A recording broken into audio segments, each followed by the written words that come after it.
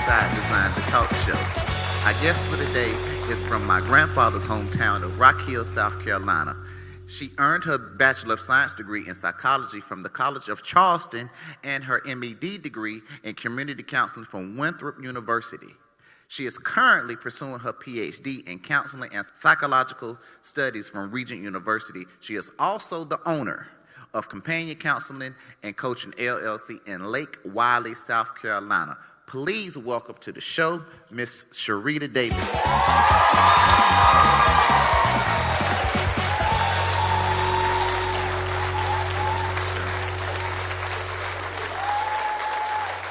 Have a seat. Thank you.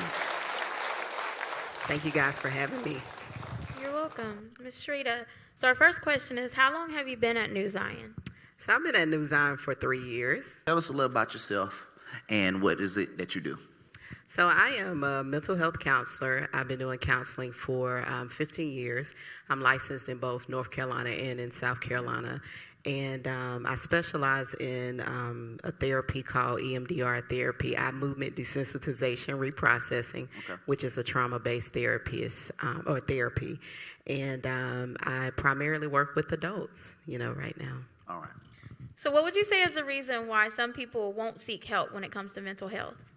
I think there are a number of reasons. I think stigma is really big, especially in our communities of color.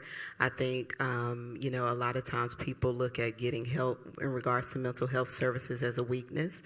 I think also in the religious communities, sometimes they're told just to pray things away, and they don't seek any help. And then some people just don't have the resources or know how to obtain services. So what would you tell someone that has family members who have someone dealing with mental health, and how can they support their loved one? Well, I would say that it's important in those cases to show grace because we don't understand what they're going through. What they're experiencing is very real. So showing grace and support is very helpful. Being a listening ear, giving them encouragement, and maybe helping them to connect with services if they're needing that. When it comes to the people at New Zion, is there like a conflict of interest when it comes to us getting services from you?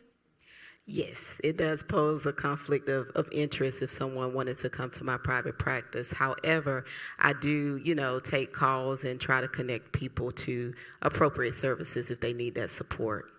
Okay, so how about insurance? Is this something that's covered under insurance, like co-pays or something like that?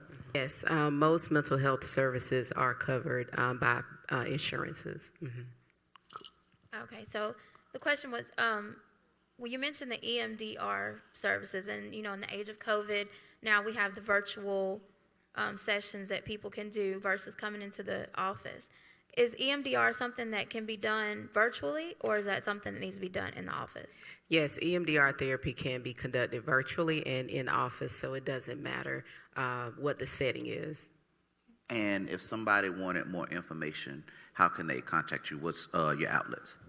Well, you can visit my website at companioncounselingandcoaching.com, and you can also find me on Instagram at S_Davis2006. Thank you for tuning in once again to Inside New Zion, the talk show. You have a be well day.